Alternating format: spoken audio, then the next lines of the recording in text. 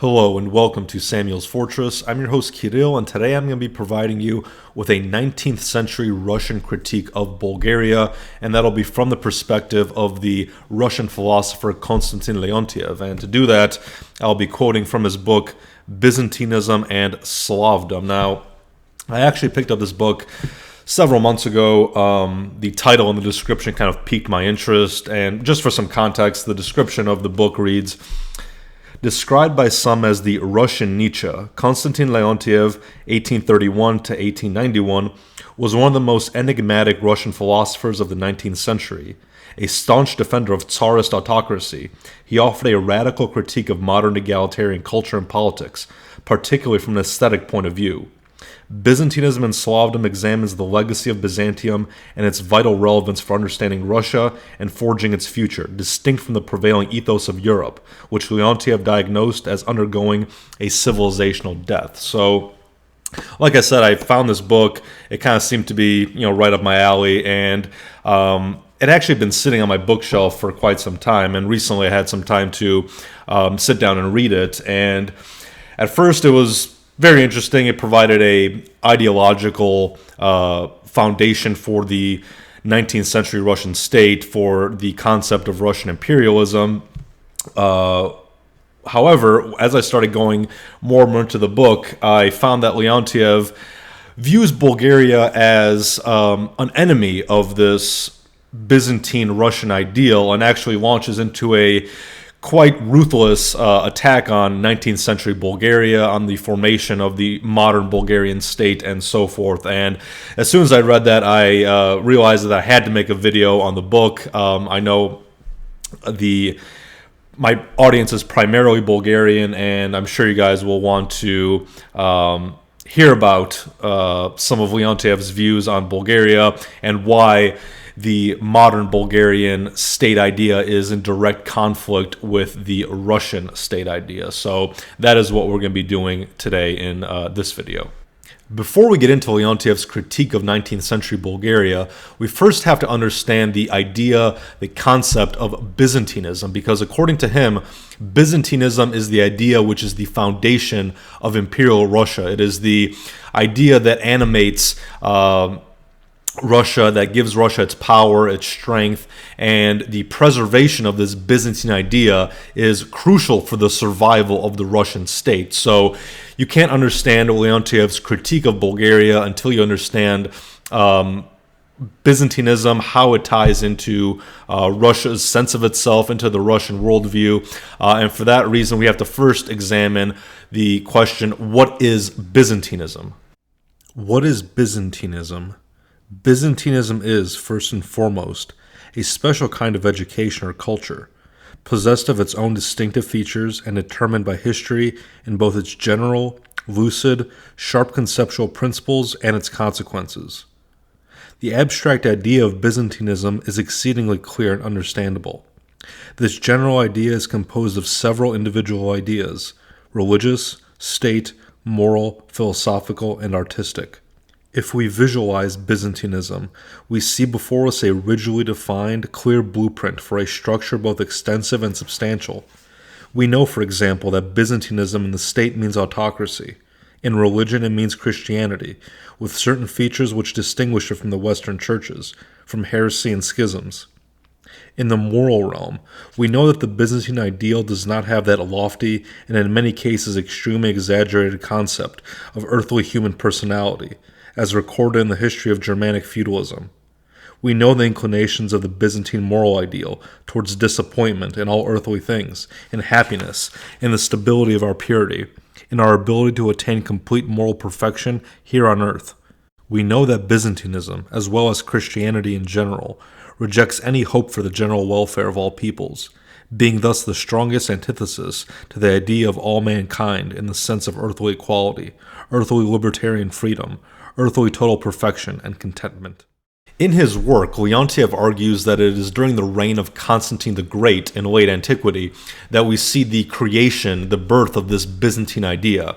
What Constantine did was merge Roman state power, Roman autocracy, with this new faith of Christianity, and this merger of Roman power and the Orthodox Christian faith gave rise to this new idea of Byzantinism.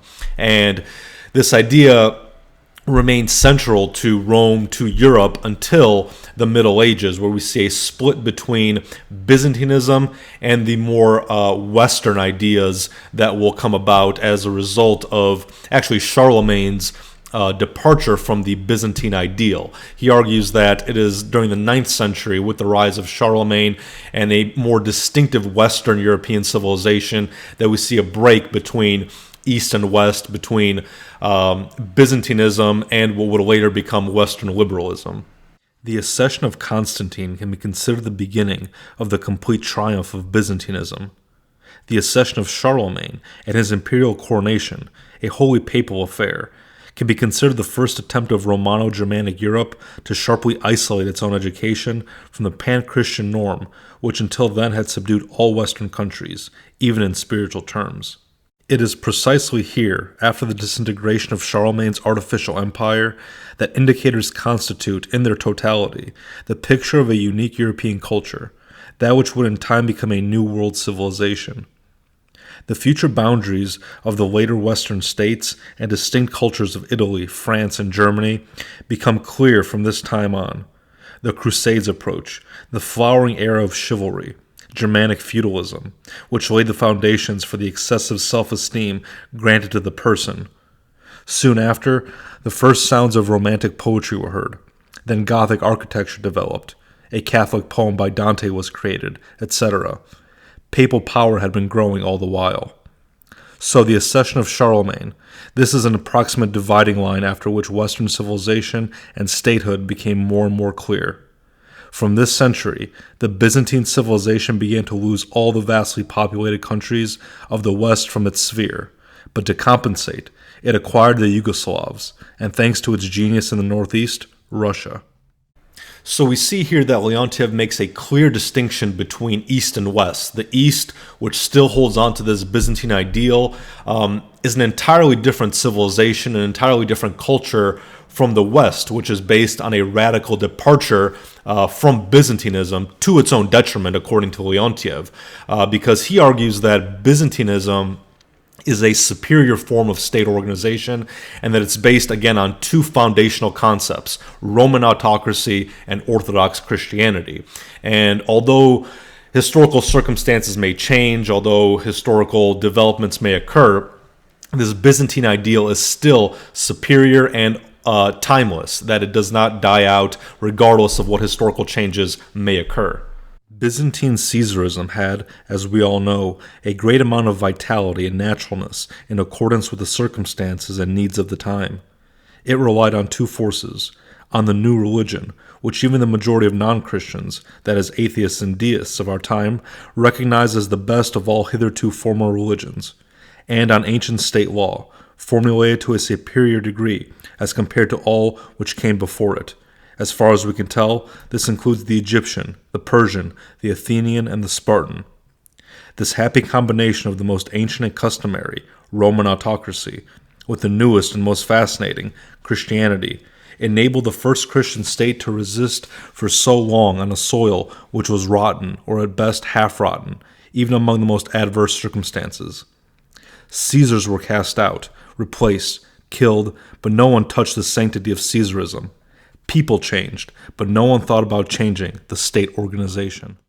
Now, Byzantinism will eventually arrive in Russia around the 15th century, and it will transform the Russian people and the Russian nation. Leontiev believes that Byzantinism, after the fall of Constantinople to the Ottomans, is transferred to Russia, and it is there where this Byzantine ideal is preserved. It's preserved by the Russian state and by the Russian Tsars.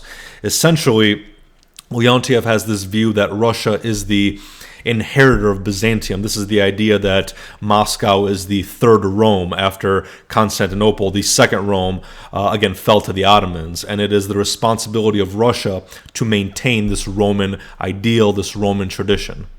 Roman Caesarism, animated by Christianity, enabled the new Rome, Byzantium, to survive the old Italic Rome in a complete state of normalcy for a whole millennium. The conditions of the Russian Orthodox Tsardom were even more profitable. Transferred to Russian soil, Byzantinism met not what it had found on the shores of the Mediterranean Sea, not tribes who were tired of their own long string of accomplishments, not a country hemmed in by the sea and open to all hostile raids. No, it found a wild, new, barely accessible, vast country, and it met with a simple people who were fresh, lacking in experience, simple, direct in their beliefs. Instead of an elected, rolling, lifelong dictator, Byzantinism here found the Grand Prince of Moscow, who ruled Russia according to patriarchal and hereditary custom. In Byzantinism, one abstract legal idea reigned supreme, and in Russia, this idea acquired flesh and blood in royal clans, sacred to the people.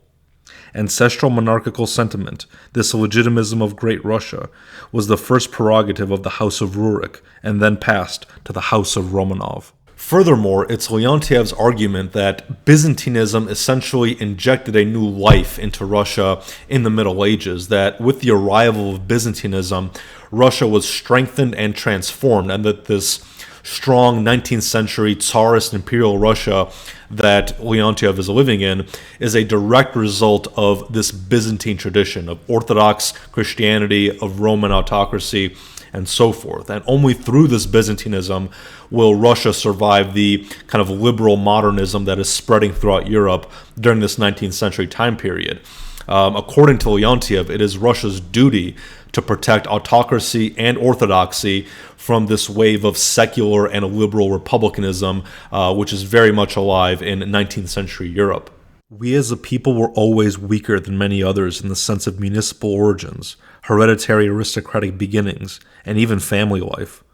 Only three things were strong and powerful with us: Byzantine orthodoxy, our patrimonial and unbounded autocracy, and perhaps our world of rural landscapes. I wish to make clear that our Tsardom, so fruitful and salutary for us, grew in strength under the influence of orthodoxy, under the influence of Byzantine ideas and Byzantine culture. Byzantine ideas and feelings rallied semi-wild Russia into a single body. Byzantinism gave us the strength to endure the Tatar pogroms and punishing tribute. The Byzantine image of the Savior was the shadow of our Grand Prince Dimitri's banner, hanging over his warriors on the battlefield, where we first showed the Tatars that the Russia of Moscow was no longer the former fragmented and disunited Russia. Byzantium gave us all our strength in the struggle with Poland, with the Swedes, with France, and Turkey. Under this banner, if we remain faithful to it, we would undoubtedly be able to withstand the onslaught of the whole of international Europe if she one day, having destroyed everything noble within herself, dared to force upon us the rot and stench of her new laws centered on petty earthly bliss, on earthly, radical, omni-vulgarity. Leontiev makes it crystal clear that this idea of Byzantinism is so crucial for the survival of the Russian state that no opposition to it can be tolerated, internally or externally. In short, from whatever angle we examine the life and state of Great Russia, we will see that Byzantinism, that is, the Church and the Tsar, whether directly or indirectly, penetrate deeply into the very subsoil of our social organism. Our strength, discipline, history of education, poetry, in short, everything that lives within us is organically linked with our patrimonial monarchy, consecrated by orthodoxy, of which we are the natural heirs and representatives in the universe. Byzantinism organized us. The system of Byzantine ideas created our greatness, mating with our patriarchal and simple principles, with our Slavic material which was in the beginning still ancient and crude. By altering, even in the secret recesses of our conscience, this Byzantinism, we will destroy Russia. For secret thoughts, sooner or later, find chance for practical expression. Now, while Leontiev is clearly a very strong advocate for Byzantinism, he opposes another popular ideological movement which is going on in this time in 19th century Russia, and that is Slavism, Pan-Slavism, or the Slavophile movement, however you want to frame it. He argues that whereas Byzantinism is a very clear, concrete idea, this Slavist idea is really kind of a meaningless abstraction. He argues that there is really nothing that unites or binds the various Slavic peoples to one another, and therefore to argue for some sort of pan-Slavism, for some sort of unifying Slavic movement is just meaningless and a waste of time. Where is the clear general idea of Slavism? Where is the vivid and lively historical picture corresponding to this idea? Separate historical pictures of Slavic states are clear enough, but where can be found the common bond between these distinct, and should we say upon closer examination, living pictures? It is lost in the fabled times of Gostomysl, Piast, Asparuch, Libuše, etc. The stories of the ancient Bulgarian and the old Serbian kingdom are for the most part colorless and represent nothing special or sharply characteristic of the Slavic. They very quickly enter the stream of Byzantine culture, casting to the centuries neither fruitful thought nor labor begun by genius, and with the fall of the Byzantine state, the state power, and their immature and peculiar cultural period was also cut short.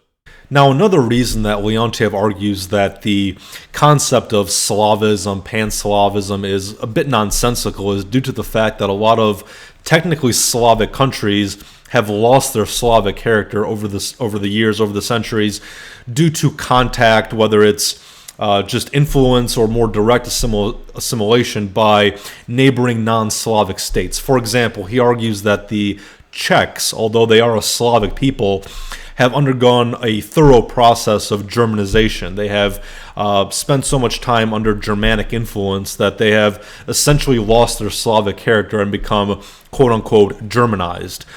He argues the same thing in reference to the Slovaks.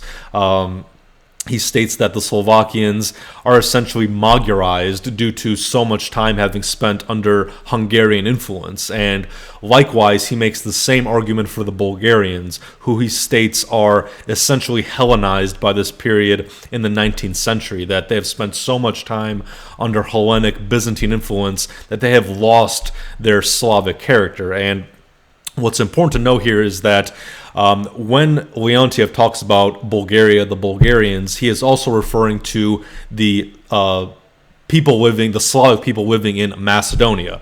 He is living in a time prior to the development of a separate Macedonian national identity. This is he's writing this in 1875, prior to the Russo-Turkish War of 77 to 78, prior to the Treaty of San Stefano, prior to the Treaty of Berlin, prior to essentially the formation of the Macedonian question, which will give rise to the separate Macedonian nation later on in the 20th century. So when he's talking about Bulgarians, he's not just talking about, the ancestors, the recent ancestors of the modern day Bulgarians, but also of the recent ancestors of the modern ethnic Macedonians, the modern Slavic Macedonian peoples. In fact, as we will see here, in his book, Leontiev will make numerous geographical references to Macedonia, but he references the people who live there as Bulgarians and Greeks. So just keep that in mind going forward as we discuss the Bulgarians,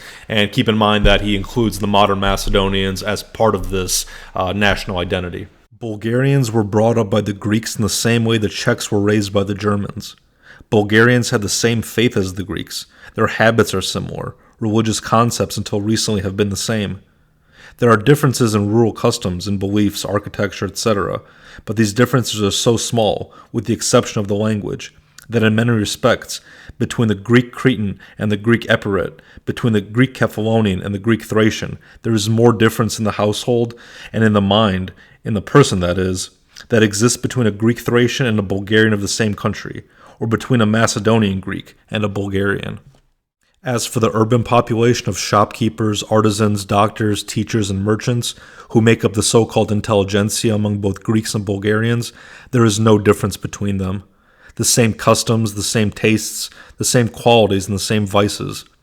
An unshakable, more or less rigid nepotism, the removal of women to the background of society during visits and gatherings, a religiosity that is generally more ceremonial than romantic, deeply heartfelt when sincere, or simply violent, sanctimonious, according to the example set by the national church, extreme industriousness, patience, economy, even a disposition for miserliness, an almost perfect absence of chivalric sentiment, and generally little inclination towards generosity. The demagogic and constitutional spirit was reared in both Greeks and Bulgarians. on the one hand due to Turkey's lack of estate divisions, and on the other hand, that suppressed the love of freedom, which incubates painfully among peoples conquered, but not assimilated to their conquerors. In general, in both the Bulgarians and the Greeks, one finds a disposition for so-called progress in state affairs, and a strong spirit of protectiveness when it comes to the family. Now, what's important to know here is that Leontiev's opposition to Bulgaria, his critique of Bulgaria during the 19th century, doesn't have so much to do with the fact that the Bulgarians are no longer culturally Slavic, according to him, or that they are Hellenized, but that the modern 19th century Bulgarian state, this Bulgarian national movement, has ideological foundations that are antithetical to Byzantinism, and therefore the Bulgarian national movement is in direct opposition to Russia, to the ideas that are at the foundation of the Russian imperial idea. Among the Bulgarians, we see a trajectory completely opposed to our great Russian foundations. The most backward, the last of the revived Slavic peoples, is in this case the most dangerous for us. For only in the Bulgarians' modern history, not the Czechs, not the Poles, not the Serbs, have the two forces by which we Russians live and breathe come into conflict: tribal Slavism and Byzantinism. Thanks to the Bulgarians, we stand at a Rubicon. Now, as I've previously stated, the first characteristic of Byzantinism is the idea of an autocratic government. And Leontiev here writes how the Yugoslavs in general, but the Bulgarians in particular, are far too democratic, and that the concept of Roman autocracy is completely lacking in them. In general, the Yugoslavs move very easily, in everyday life and in their general concepts. From the simplicity of the epic to the extreme simplicity of the modern liberal bourgeoisie. All of them, it should be said, grow up with a blind worship of liberal democratic constitutions. They, especially in purely Slavic affairs, are accustomed to being led by a national bourgeoisie, academics, teachers, merchants, doctors, and to some extent priests, who are in all such matters not significantly different from secular people. The Bulgarians are ruled by the doctor, the merchant, the lawyer who studied in Paris, the teacher. The Bulgarian bishops are completely in the hands of this bourgeoisie which has emerged partly from the urban and partly from the rural people of Bulgaria, the Danube, Thrace, and Macedonia, is evidently enjoying the full confidence of the people.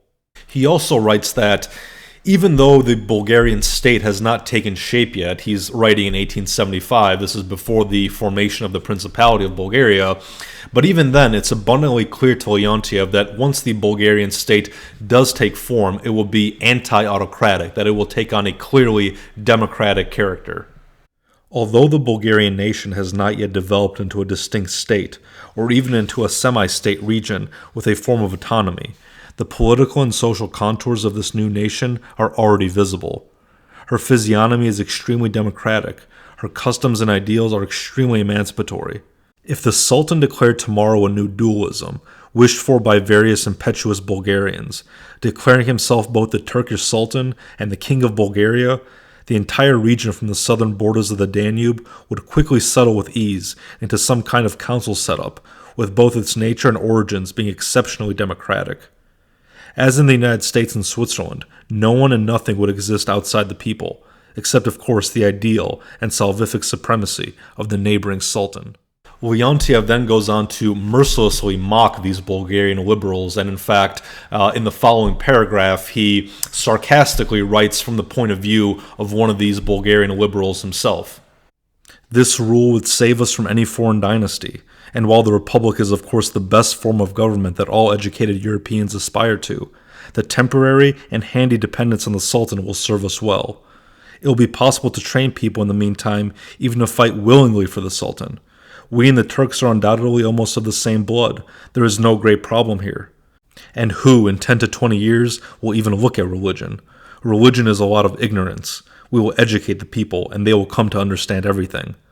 Under the protection of the harmless banner of the Sultan, the nation will ripen in preparation for the Republic, and from the most backward country, we will emerge the most advanced nation in the East. Now, it should be noted for the record that although Leontiev thinks that the Bulgarians are certainly the most extreme in their liberal democratic disposition, he thinks that this attitude is essentially widespread and universal throughout all of the southern Slavs, including the Serbs. Serbs are, needless to say, all Democrats, and in them the great patriarchal character morphs as easily as possible into the simplest bourgeois utilitarianism. They have military men and officials, in addition to their doctors and merchants, but officials in the military nowhere constitute an ancestral caste that could educate its members in certain sentiments. Yesterday's official or military man is tomorrow a free citizen and a member of the opposition, or even an outright leader of the riot. Just as the entire Serbian intelligentsia has been raised, so too have the people in civil service. We find no support for an autocratic monarch in Serbia. In short, the conclusion is that, in spite of the heterogeneity of their past history, in spite of all the confusion and contradiction of their interests, in spite of their fragmentation and the rather considerable, albeit pale variety of those characters and customs under which they still live today in Austria and Turkey, all Southern Slavs, without exception, are Democrats and constitutionalists. What they all have in common in our time is an extremely democratic system of society and a very significant habit of constitutional diplomacy, artificial agitation, and made-to-order demonstrations, all of it arising from a modern mixture of the old British-derived personal and corporate love for freedom with the vapid equality invented by the French in 1789, which primarily led to their own death. Now, as stated previously, the second characteristic of Byzantinism after Roman autocracy is Orthodox Christianity, and it is here where Leontiev is the most critical towards the Bulgarians. Essentially, he views them as traitors to the Orthodox Church and to Orthodox Christianity in general, and this view is held by Leontiev as a result of the Bulgarian schism, of the formation of the Bulgarian Exarchate Church. Now, he is writing this book essentially in the years immediately following the formation of the Bulgarian Exarchate Church. And for those of you who are not familiar with the Exarchate, if you haven't watched my previous videos on the topic, essentially what occurs is a century prior, in the late 18th century, in 1767, the Ohrid Archbishopric, which was the church of the Bulgarians, was abolished, and the Bulgarians were placed under the ecclesiastical jurisdiction of Constantinople, of the Greek Phanar. And for the next 100 years, from the late 18th to the late 19th century, the Bulgarians will struggle for the creation of an independent Bulgarian church, and they will succeed in around the year 1870 with the creation of the Bulgarian Exarchate Church, which, although recognized and approved of by the Ottoman Sultan, was not recognized by the Ecumenical Patriarch, and therefore is formally in schism with the Ecumenical Church, with Eastern Orthodoxy in general. Now, it is due to this creation of a separate Bulgarian Exarchate Church, due to this Bulgarian schism, that Leontiev views the Bulgarians as being in direct opposition to the ideals of Byzantinism and to the ideals of Orthodox Christianity. Essentially, Leontiev accuses the Bulgarians of placing their national interests over the sanctity of the Orthodox Church and over church unity. These people, Chumakov and company, know all these rules very well. They are wise as serpents, but they care nothing for the inviolability of orthodoxy. If they cherish it even a little, it is perhaps only because they found it under their arm, rather than another religion. It is obviously inconvenient to change religion, because a rift may occur among the common people, and there are not a great many of people in total, maybe 5 million, let's say, nothing more. Thus, the Bulgarian people, carried away and in part deceived by their leaders, begin their contemporary history with a struggle not only against the Greeks, but by extension, the Church and its canons. Every Greek national memory is connected with orthodoxy. Byzantinism as a historical product belongs to the Greek, and he, recognizing the contribution of various tribes in the initial creation of the Church, Italians, Spaniards, Slavs, natives of Syria, Egypt, Africa, remembers nonetheless that it was mainly with the Greek language, with the aid of Hellenic civilization, that the mighty and complex edifice of Christian dogma, rite, and canon were constructed, and that without this sophistication to satisfy various requirements, it would have been impossible to unite a religion such heterogeneous elements, tribes, classes, intellectual dispositions, all across such vast distances. The last revival of Hellenism in the 20s also took place under the banner of orthodoxy. A Greek child knows this from his nursery rhymes. Tu Christo tim pistia agia, the Greek sings. But Christianity, the holy Christian faith for the Greek, does not mean a barren and dry utilitarian morality, being a good neighbor or so-called humanity. Christianity for the Greek means orthodoxy, dogma, canon, and rite taken in full. Even an unbelieving Greek holds on to this, all of this, like a national banner. The Bulgarian, on the other hand, has at least half his historical memories connected with the struggle against Byzantinism, against these Orthodox Greeks. In the Bulgarian Patriots' Room, next to an icon of Orthodox Cyril and Methodius, who taught the Slavic national language to the Bulgarians, you'll usually find the pagan king Krum, who brought a sword down on the head of the Greek Orthodox emperor. Such is the historical opposition of the Greeks and the Bulgarians from the point of view of orthodoxy. The Greeks have the whole story of their greatness, their fall, their suffering, their rebirth associated with the memory of orthodoxy, of Byzantinism. The Bulgarians, on the other hand, have only part of this. On the other part, the most recent, most fervently held and fashionable of their memories, in the coming generation will be associated with skeptical education and the tribal rebirth brought through the fierce struggle against the church, against the Byzantine authority which, if you take a close look, stands as the only solid protective force in all of Eastern Europe and a large part of Asia. If we compare all of the successfully revived or unsuccessfully rebelling small or minor peoples of the 19th century, it turns out that none of them, neither the Czechs, the Serbs, the Poles, the Greeks, nor the Magyars, have such a negative progressive banner as these backward, but far from innocent and humble, Bulgarians. In essence, Leontiev views the entire Bulgarian national revival period as a liberal, democratic, republicanist departure away from the ideals of Byzantinism, and it is capped off by this disastrous schism from the ecumenical church. With this development of a modern Bulgarian state that is completely at odds with the Byzantine ideals of Russia, both in terms of state organization and ecclesiastical unity, the Bulgarians have become the explicit enemies of Russia, whose foundations are exactly those principles which the modern Bulgarians have rejected. And it is this which leads Leontiev to conclude with a very scathing critique of the Bulgarians, where he denounces them in no uncertain terms as enemies of not only Byzantinism, not only of Russia, but of all Slavdom. The beginnings of a people's history always puts an indelible stamp on their entire destiny, and this trait, seemingly unimportant and hazy at first, grows and gradually takes on a more and more formidable form over time. For us Russians, this feature, this organic feature of contemporary Bulgarian history, is all the more important because the Bulgarians, by an accidental and for the most part unexpected twist, have entered into a struggle with not just any authority, but with precisely that authority which is so dear to Russia, namely the ecumenical church, whose canons and spirit created all of our great Russian power, all of our greatness, and all of our national genius. It is not a matter of whether all of Bulgaria consciously embarked on this negative, destructive path or not. A handful of conscious governing individuals said to themselves and are now saying publicly, until we unite the whole people, from the Danube to the last Macedonian village, there will be no concessions to anyone, no reconciliation. We don't need anyone except the Sultan. We will be schismatics before we surrender anything. But the majority, of course, are deceived, carried away, and cannot imagine all the consequences of such a violent break with the Eastern Church. Let us suppose that the majority is not guilty, but the point here is not the moral responsibility of an individual's free will, but the semi-involuntary, hard-to-correct political direction of popular life. The people obey their leaders, and are therefore responsible. Without this rule, it will be impossible to wage wars and pacify uprisings. That's the problem.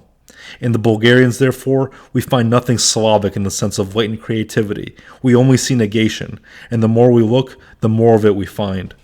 We repeat once more that the Bulgarian rejection is precisely a rejection of that authority which has ruled for several centuries the greatest power of Slavdom, the Russian state. What would happen to all these scholars and liberal Slavs, to all these speakers and academics, if in the background of their paintings could not be seen in the mysterious distance great Russian snow, Cossack pikes, and the axe of a bearded Orthodox peasant who is gently and easily ruled by our semi-Byzantine Tsar? They would do so well without these pikes and axes, these liberals and sages of Philistine progress. For the existence of the Slavs, the power of Russia is necessary. For the strength of Russia, Byzantinism is needed. Anyone who shakes the authority of Byzantinism digs himself, perhaps unwittingly, a mine under the foundations of the Russian state. He who fights against Byzantinism fights indirectly and unwittingly against all Slavs. For what is tribal Slavism without abstract Slavism? An inorganic mass, easily dissolved to smithereens, easily melting into a republic in all Europe. And Slavism in the abstract, one way or another, must mate exclusively with Byzantinism. We see no other strong disciplining principle amongst the scattered Slavs. Whether we like it or not, whether the Byzantine principle is good or bad, it remains the only reliable anchor for the defense of not only our Russia, but for all Slavdom. So there you have it. That is a conservative, reactionary 19th century Russian critique of Bulgaria, of Bulgarian liberalism, from the point of view of Konstantin Leontiev in his book Byzantinism and Slavdom. I'm sure a lot of my audience, in particular the Bulgarians, have very strong opinions one way or the other on Leontiev's theories.